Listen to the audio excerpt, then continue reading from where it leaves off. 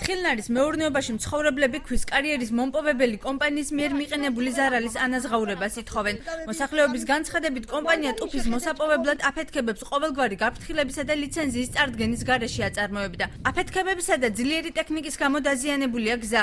სოფელს არ მიეწოდება სასმელი წყალი, რამდენიმე მოსახლის სასოფლო სამეურნეო ნაკვეთი ლოდების ქვეშ მოექცა.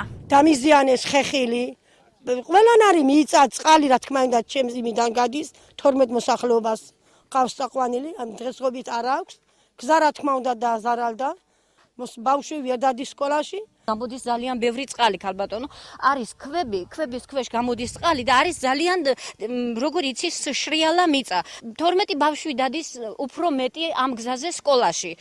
პატარები არიან, საკმაოდ პატარები არიან იმისთვის, რომ მათ მიხდნენ თავი როგორ უნდა დაიცვან. ისინი არ გვაფრთხილებდნენ ჩვენ, რომ აფეთქების დროს შეიძლება ქვები, პატარა ნავსხვრევების აფეთქები გადმოცვენილიყო. დღესდილით კომპანიამ სოფელში მობილიზებული ტექნიკა ჩუმად გაიყვანა. თემის რწმუნებულის თქმით, კომპანიის საქმიანობის შესახებ ინფორმირებულია როგორც მუნიციპალიტეტი, ასევე ეკონომიკის სამინისტრო, თუმცა პასუხი კვლავ გაურკვეველი რჩება. არ ქონდათ არაფერი საბუთი ნებართვა, მაღალი ძაბვა რომ იყო არ შეიძლებოდა ამის აფეთქება კარიერა, იმისათვის რომ ზედაპირული აფეთქება მომხდარიყო, აგენმა ძირიდან ამოიღეს ქვები. დღეს დილით 6 საათზე ძიმე ტექნიკა გაიყვანეს აქედან.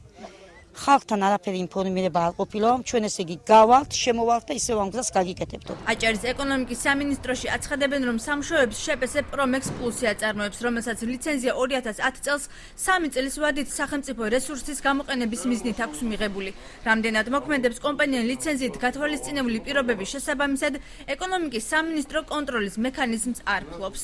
აღნიშნული ლიცენზია გაცემულია 2010 წელს 3 წლის ვადით და ლიცენზიით გასაზრდულია 3000 მეტრი კუბი სასარგებლო წიაღისეულის მოპოვება. ფინანსთა ეკონომიკის სამინისტრო აწარმოებს მხოლოდ ლიცენზიების გაცემას სასარგებლო წიაღისეულის მოპოვებაზე. ბუნებრივი რესურსების დაცვის სააგენტოს განცხადებით მონიტორინგის შედეგად დაფიქსირდა 57 მუხლის დარღვევა, რაც 500 ლარიან ჯარიმას ითვალისწინებს. ელდარ ცინცაძის თქმით, ტერიტორიის შემოწმება კვლავ მოხდება.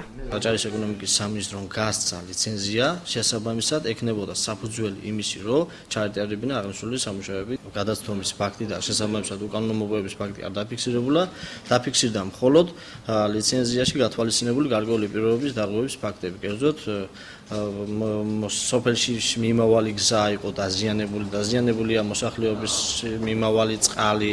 თხილნარის თემის მოსახლეობა მიყენებული ზარალის კომპენსაციიდან თავის არიდების შემთხვევაში სასამართლოსთვის მიმართვას აპირებს. ძლიერ წვიმებზე